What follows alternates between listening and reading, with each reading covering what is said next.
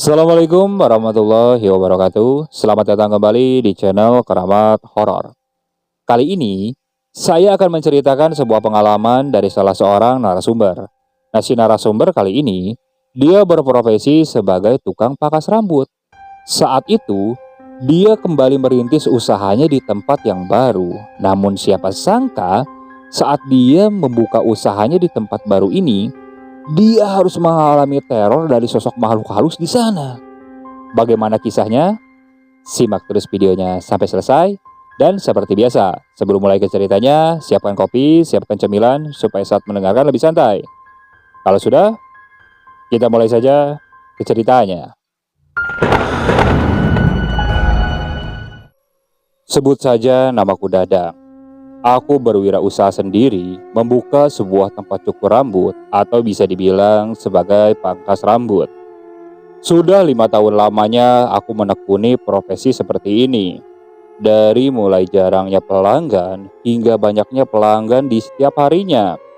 Namun saat itu, kios yang dulu aku sewa ini harus aku tinggalkan karena pemiliknya ternyata tidak menyewakannya kembali. Hingga akhirnya aku harus mencari tempat yang baru.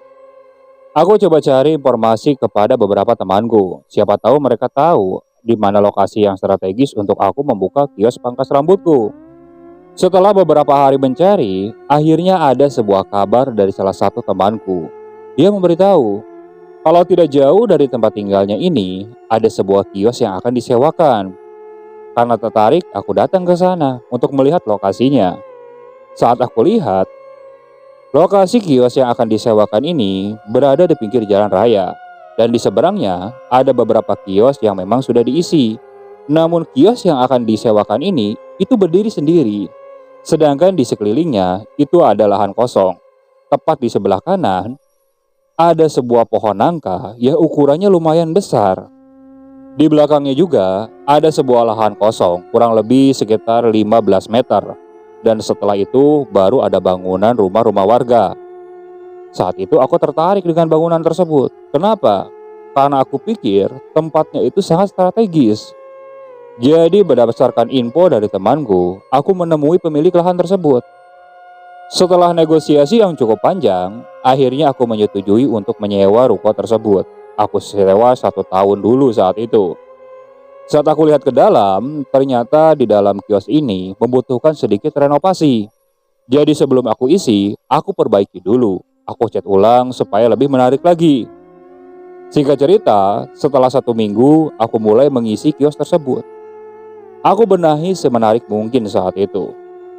Namanya mengisi baru atau merintis usaha di tempat yang baru, otomatis aku harus mencari pelanggan lagi dari awal. Karena lokasi kios ini lumayan jauh dari tempatku pertama membuat kios. Di situ aku juga coba berkenalan ke seberang atau ke kios-kios yang diisi di sana. Nah, kios yang ada di seberang pangkas rambutku ini, itu ada kios makanan, kios sembako, kios sayuran, dan salah satunya kios penjual mie goreng atau Indomie lah yang biasanya dia buka sampai pukul 2 malam. Dan saat itu aku berpikir, aku akan buka kios pangkas rambut ini sampai pukul 10 malam. Karena biasanya setelah aku lihat sekitar 3 harian, sampai pukul 8 malam, di sana situasinya ramai. Setelah 1 minggu aku merintis usaha di sana, ternyata pelanggan yang datang ini belum terlalu banyak. Kadang aku hanya melayani 1 orang, paling banyak itu 5, tapi tidak masalah bagiku. Namanya merintis usaha baru, tapi lumayanlah, walaupun segitu itu cukup untuk menyambung biaya hidupku. Hingga pada suatu malam, aku masih ingat saat itu. Saat itu pada malam Jumat. Posisinya, aku sedang duduk di luar, sedang menunggu pelanggan. Sambil menikmati segelas kopi dan aku menghisap sebatang rokok saat itu. Dan tak berapa lama, tiba-tiba muncul seorang lelaki. Lelaki itu tampak lusuh. Dia menggunakan jaket jeans yang tampak lusuh juga. Rambutnya ini acak-acakan. Dia datang menghampiriku. "Kang, maaf, saya mau cukur." "Iya, silakan masuk ke dalam, Kang." Tapi kenapa, Kang?" Saya cuma punya uang 7.000, apa bisa?" Di situ aku sempat terdiam. Setelah aku pikir-pikir, ya sudahlah daripada tidak ada pelanggan sama sekali. Aku persilakan pelanggan itu untuk masuk. Aku persilakan juga dia duduk.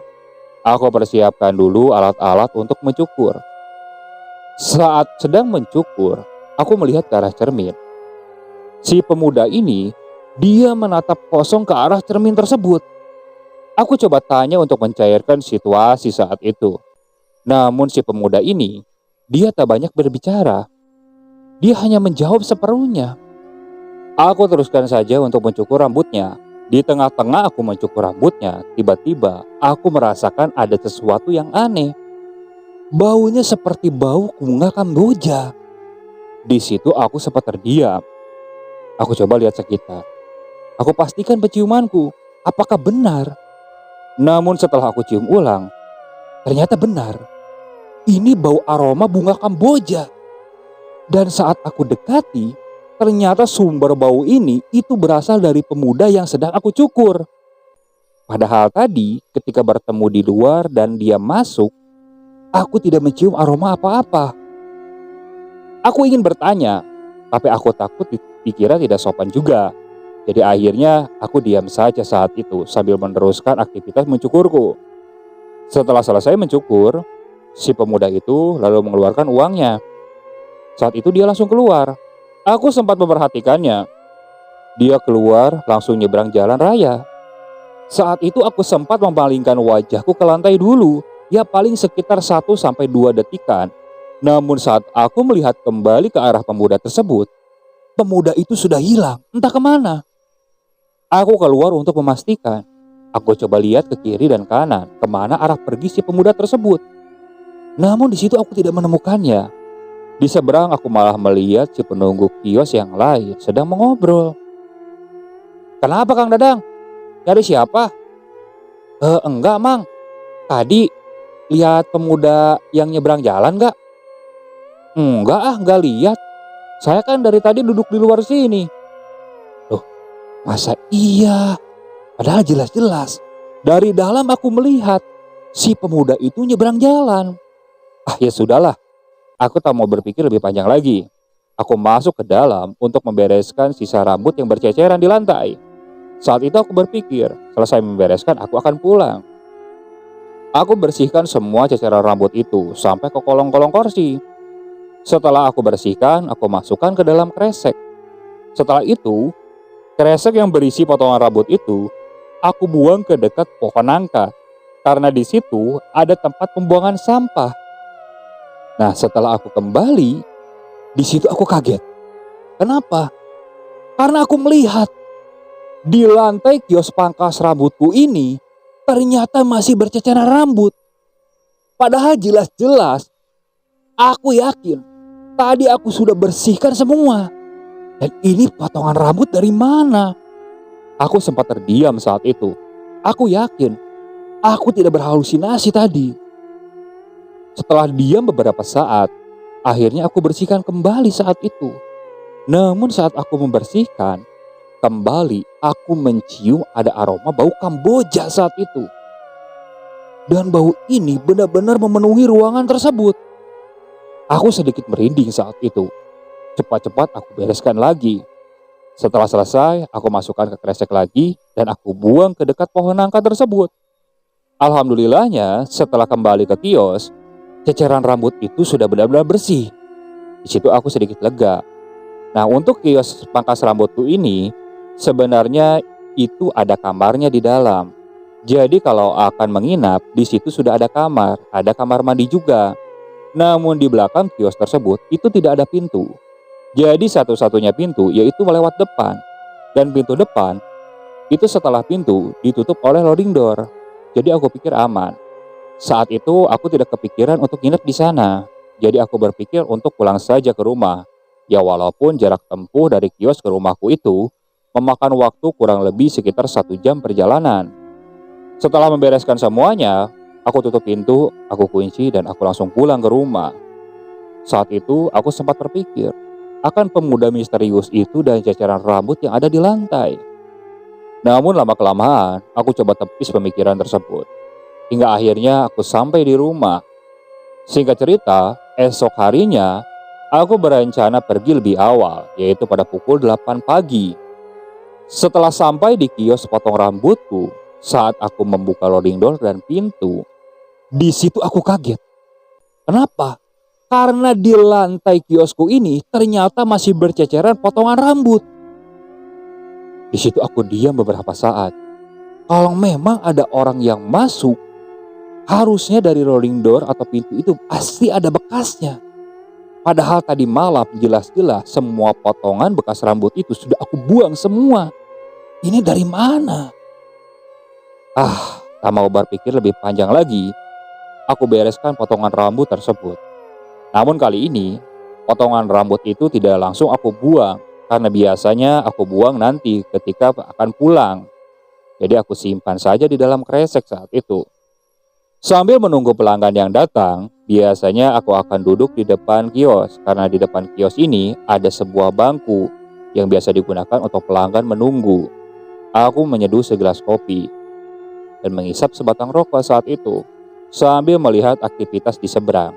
Banyak pelanggan yang membeli ke warung sembako, ke warung rumah makan, bahkan ada sekedar yang nongkrong dan ngopi di warung kopi yang ada di pinggir warung sembako saat itu. Hingga tak terasa, saat itu pada pukul 11, barulah ada pelanggan yang datang. Cepat-cepat, aku menyelesaikan tugasku saat itu. Alhamdulillahnya, sampai sore ternyata saat itu pelanggan lumayan banyak. Nah, saat mau maghrib, biasanya aku tutup kiosku karena aku akan melaksanakan sholat maghrib. Namun saat itu, saat aku akan menutup, tiba-tiba ada salah seorang perempuan dengan anak kecil saat itu. Kalau ku taksir umurnya mungkin sekitar 6 tahunan. Dia berjalan mendekat. "Kang, maaf, pangkas rambutnya masih buka?" "Masih bu, tapi maaf saya mau sholat maghrib dulu. Paling nanti kalau sudah sholat maghrib." "Ya sudah, nggak apa-apa. Ya udah kalau mau ibu tunggu di dalam." Nah, si ibu dan si anak kecil itu masuk ke dalam. Dia duduk di kursi yang ada di dalam. Setelah itu, aku masuk ke kamar mandi untuk wudhu. Selesai wudhu, aku langsung sholat di ruangan yang ada di sana. Namun saat aku sholat, tiba-tiba aku kembali mencium ada aroma bau melati saat itu. Aromanya sungguh menyengat. Bahkan kalau saat itu aku ingat, itu memenuhi ruangan tempat aku sholat saat itu. Sempat aku tidak fokus. Aku ingin mencari sumber tersebut, tapi aku selesaikan dulu sholatku. Hingga saat aku sudah selesai sholat, aroma bau melati itu pun hilang. Aku keluar untuk melihat si ibu dan anak kecil tersebut. Dan saat aku lihat, ibu dan anak kecil itu sudah tidak ada. Loh, kemana mereka? Kalau keluar, itu pasti terdengar. Karena di pintu itu, di atasnya ada lonceng. Jadi kalau ada orang membuka pintu tersebut, lonceng itu pasti berbunyi. Ini tidak sama sekali. Aku bingung saat itu. Aku keluar, aku lihat. Tapi benar-benar si ibu dan si anak kecil itu benar-benar tidak ada. Di tengah-tengah kebingunganku seperti itu, aku dikejutkan oleh salah seorang pelanggan yang tiba-tiba datang. "Kang, masih buka nggak pangkas rambutnya?" "Oh, masih Kang, silakan masuk ke dalam." Aku persilakan pelanggan itu untuk masuk. Saat aku mencukur pun, aku masih berpikir tentang si ibu tadi. Kemana perginya? Jangan-jangan mereka makhluk halus. Tapi apa mungkin? Aku sempat tidak fokus saat itu. Bahkan hampir saja aku salah memotong rambut. Untungnya si pelanggan yang aku layani, dia bisa mengerti saat itu. Setelah selesai, si pelanggan itu langsung pergi. Aku kembali duduk di luar sambil menikmati sisa kopi yang tadi aku seduh. Aku menatap ke arah warung sembako di sana. Dan tampak di sana juga pengunjungnya sudah sepi. Dan tak berapa lama, tiba-tiba hujan turun saat itu. Lama-lama dari mulai hujan rintik-rintik langsung menjadi deras. Aku pindah masuk ke dalam saat itu. Nah, di tengah-tengah hujan pada pukul 8 malam, tiba-tiba si pintu ini ada yang mengetuk. Aku lihat, dan ternyata yang ada di luar pintu tersebut itu adalah si ibu dan si anak kecil tadi yang waktu maghrib dia datang. Bergegas aku membuka pintu tersebut. "Oh bu, tadi kemana dulu?" "Maaf Kang, tadi saya pergi dulu." "Oh iya, mau jadi dicukurnya?" "Iya jadi." Nah, si anak kecil itu lalu kupersilakan untuk duduk. Saat duduk, aku persiapkan alat-alatnya. Dan si ibu tadi itu duduk di kursi di belakang. Aku mulai mencukur saat itu. Nah, dari cermin, pantulan wajah si ibu itu terlihat, termasuk si anak kecil tadi. Di tengah-tengah aku memotong rambut, tiba-tiba lampu kiosku ini mati, mendadak. Duh, kok tiba-tiba mati lampu? Aku lihat keluar. Pas di luar, itu kios yang lain lampunya menyala. Jadi yang mati itu hanya kios pangkas rambutku. Sebentar bu ya. Ah, tunggu dulu, saya cek dulu listriknya. Aku coba cek meteran listrik yang berada di luar karena khawatirnya itu mati. Namun aku lihat meteran listrik itu menyala. Loh, kok bisa mati? Apa ada yang konslet saat itu? Aku masuk kembali ke dalam. Nah, saat aku masuk ke dalam, kali ini mulai tercium kembali aroma bau melati. Bahkan bau melati itu diiringi dengan bau amis yang cukup menyengat. Loh, kok mendadak bau amis? Kang, ada masalah listriknya? Iya bu, tahu-tahu mati nggak tahu kenapa. Bentar ya maaf, saya cek dulu. Aduh gimana ya? Paling kalau mau dicukur manual. Tapi gimana dari listriknya mati bu? Ya sudah nggak apa-apa, seadanya aja ah. Aku mendadak saat itu, saat mendengar suara si ibu. Ada perasaan merinding juga, entah kenapa. Ditambah lagi, aroma bau amis itu semakin kuat menyengat. Saat itu aku coba nyari lilin yang memang aku sediakan di kios tersebut. Nah, saat aku menyalakan lilin, posisinya aku menyalakan lilin itu di dekat cermin. Jadi posisinya di samping si anak kecil tersebut. Ketika aku nyalakan, otomatis ketika menyala pandanganku ini bisa melihat ke arah cermin. Di situ aku langsung kaget. Aku melihat wajah anak kecil itu sudah berubah. Wajahnya benar-benar menakutkan. Si matanya ini itu tidak ada satu, hitam. Ditambah lagi dari mulutnya ini masih mengeluarkan darah. Di bagian kepalanya ada bagian yang bolong sedikit. Aku melompat ke belakang saat itu. Namun saat aku melompat ke belakang, aku menyentuh sesuatu di belakangku. Pandanganku masih melihat ke arah cermin. Di situ aku melihat sosok perempuan atau si ibu-ibu tadi itu sudah berdiri di belakangku. Namun kini pakaiannya itu berubah. Pakaiannya ini berwarna putih lusuh dan di bagian pakaiannya ini seperti kotor dengan noda tanah. Jantungku langsung berdebar cukup kencang saat itu. Kenapa, ah? Pelan-pelan aku ingin memastikan dengan menoleh ke belakang saat itu. Posisinya si ibu itu benar-benar berdekatan sekali denganku. Jadi saat aku menoleh, aku langsung berhadap-hadapan dengan wajah si ibu tadi. Di situ aku benar-benar terkejut karena wajahnya ini berubah sangat menakutkan. Wajahnya hitam, penuh keriput, matanya ini berwarna merah saat itu. Itu menatap tajam ke arahku. Astagfirullahaladzim, lilin yang aku pegang bahkan sampai terjatuh. Dan sosok si ibu itu tiba-tiba tertawa melengking, benar-benar terdengar sangat menakutkan. Otomatis saat itu aku langsung melompat dan berlari ke arah luar saat itu. Bahkan orang-orang yang berada di seberang, yang berada di warung itu melihat ke arahku karena aku berteriak saat itu. Mereka langsung berdiri. Aku langsung berlari ke arah mereka saat itu. Kang, kenapa Kang Dadang? Pak, di kios saya ada setan pak. Ada setan. Ah, masa iya Kang Dadang? Nah, beberapa orang itu lalu nyebrang menghampiriku. Mana Kang Dadang? Itu Pak, di dalam kios saya Pak. Mereka coba menghampiri ke arah kios tersebut. Belum sampai mereka ke pintu, tiba-tiba lampu menyala. Mana Kang Dadang? Gak ada apa-apa. Bener Mang, tadi serius. Ada perempuan, wah serem banget sama anak kecil. Ih, pokoknya pikasiunun Kang. Saya takut Kang. Ah Kang Dadang halusinasi kali, mana gak ada apa-apa Kang. Kita cek yuk ke dalam Kang, saya takut kalau sendirian. Akhirnya ditemani oleh beberapa orang, kami masuk ke dalam. Di situ, kami tidak menemukan siapa-siapa. Bahkan, potongan rambut bekas aku potong anak kecil tadi itu tidak ada di lantai. Lantainya benar-benar bersih. Aku sampai melihat ke ruangan yang ada di kios tersebut. Tidak ada siapapun di sana. Aduh, bener Kang, saya tidak bohong. Tadi, diganggu saya Kang.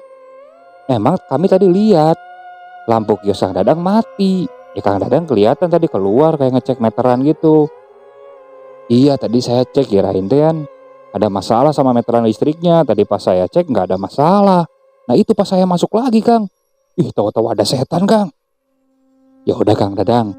Mungkin itu hanya menyapa Kang Dadang aja yang baru di sini. Udah jangan aneh. Mendingan sekarang Kang Dadang pulang aja.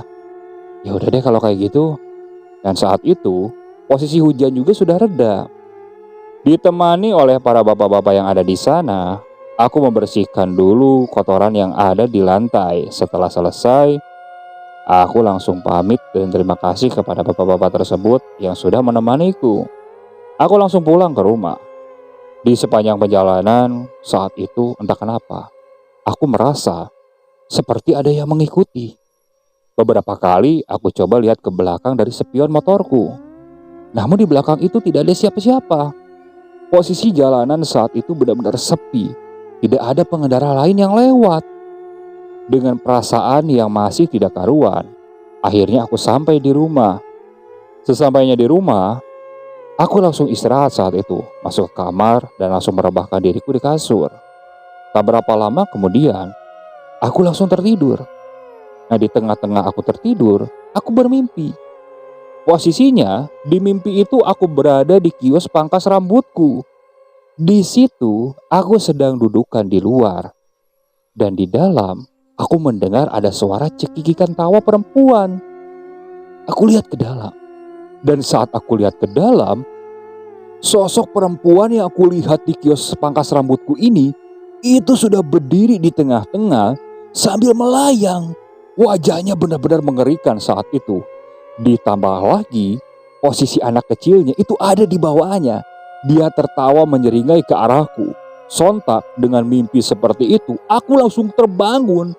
Dan saat aku terbangun, di pojokan kamar, aku seperti melihat ada bayangan perempuan yang berdiri. Aku terdiam beberapa saat. Karena posisinya saat itu lampu kamar mati. Karena aku tidak bisa tidur kalau kamar itu menyala lampunya. Pelan-pelan aku turun dari ranjang. Khawatirnya saat itu maling. Cepat-cepat aku nyalakan lampu. Saat aku nyalakan, sosok bayangan itu sudah tidak ada. Namun tiba-tiba aroma bau melati itu langsung menyeruak memenuhi kamarku saat itu. Aku langsung merinding.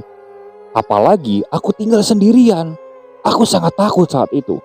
Mau kemana di tengah malam seperti itu? Pas aku lihat jam, waktu itu pukul 12:30 dini hari. Aku lalu tidur lagi di kasurku. Aku masuk ke dalam selimut saat itu. Aku coba berdoa dengan doa yang aku bisa. Berharap tidak ada gangguan lagi. Dan tak berapa lama di tengah-tengah aku berdoa, aku mendengar suara cekikikan tawa perempuan. Suaranya pelan dan itu seperti berada di dalam kamarku. Aku tidak berani untuk keluar untuk mengintip saat itu. Jadi aku diam saja di dalam selimut. Dengan keringat yang mulai mengucur dan jantungku yang terus berdetak cukup kencang saat itu. Suara cekikan tawa perempuan itu ada sekitar 1-2 menitan dan tiba-tiba hilang saat itu. Aku tetap diam di dalam selimut, tidak berani mengintip.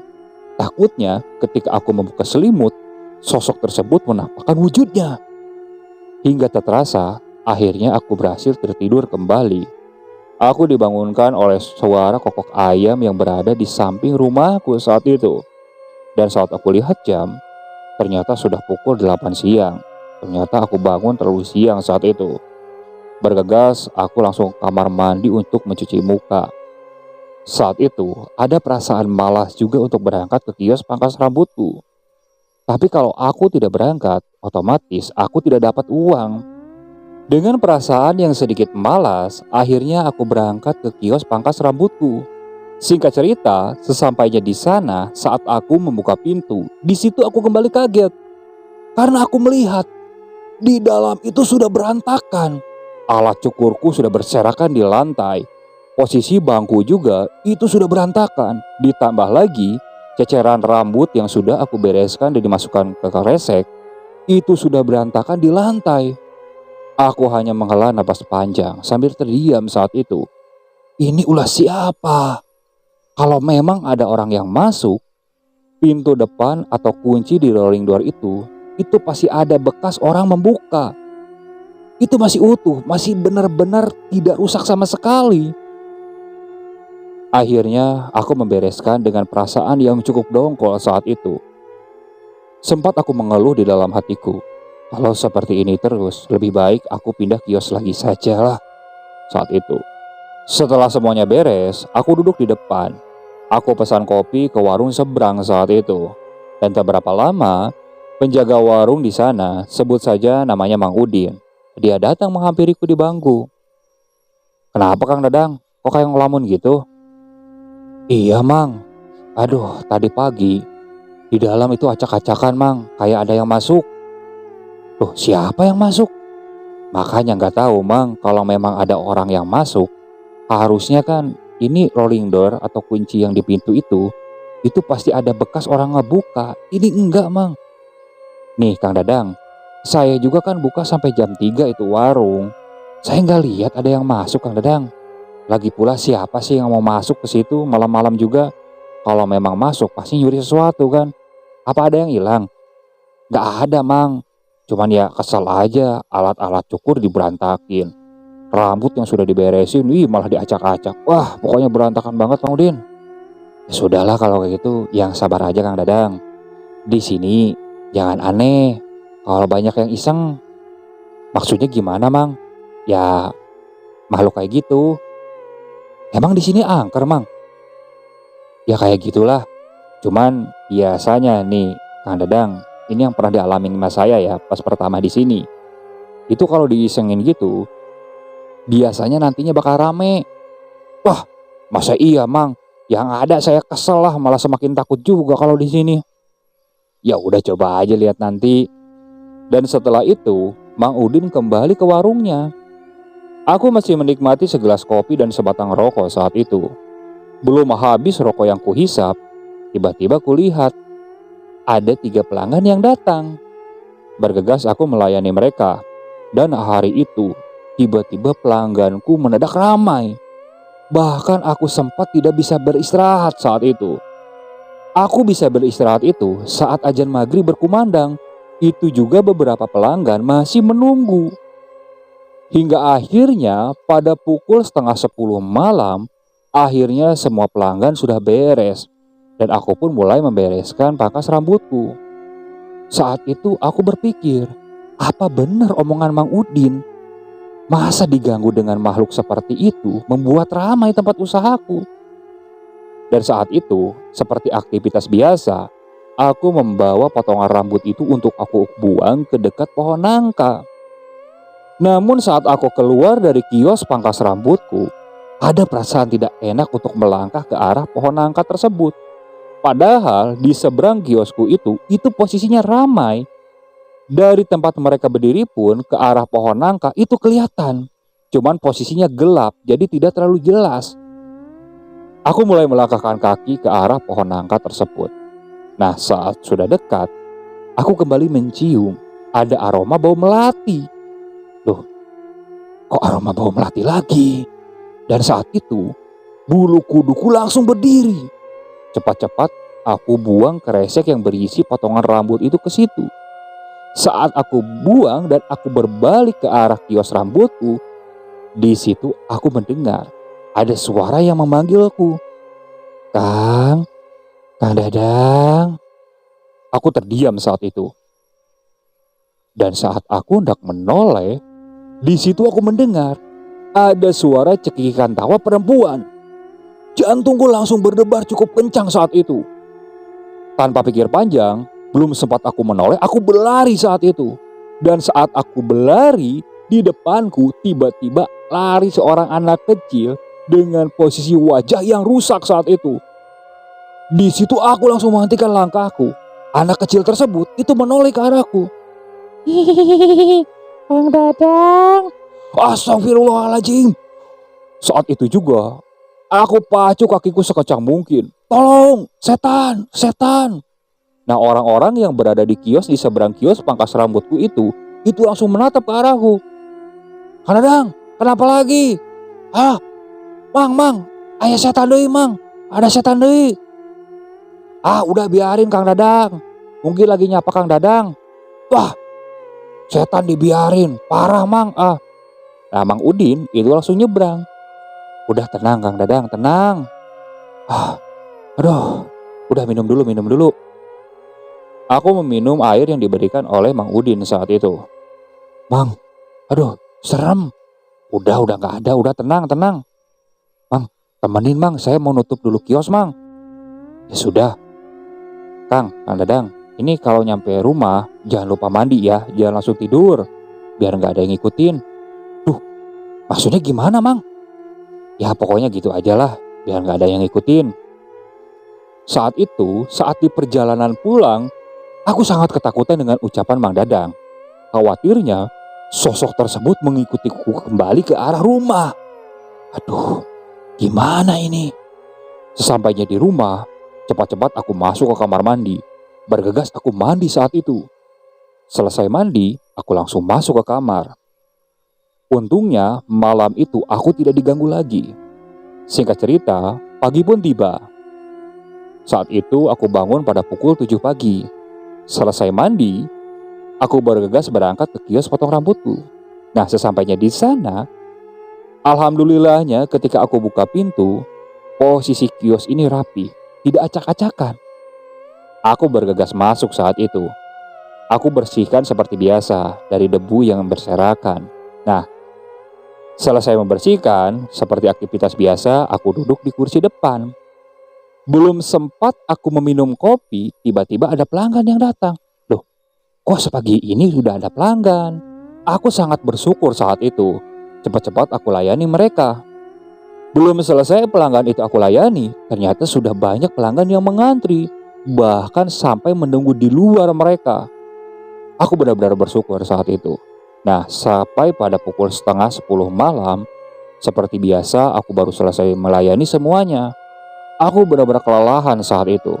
Bahkan saat maghrib pun aku hampir tidak bisa beristirahat. Di situ aku berpikir, mau tidak mau kalau sampai 1 minggu seperti ini terus, aku harus mencari pegawai. Nah, saat itu, aku tidak berani membuang potongan rambut pada malam hari. Jadi aku berpikir nanti akan kubuang esok pagi saja. Jadi aku kumpulkan dulu, masukkan ke dalam kresek besar. Aku simpan di dalam. Aku mulai beres-beres.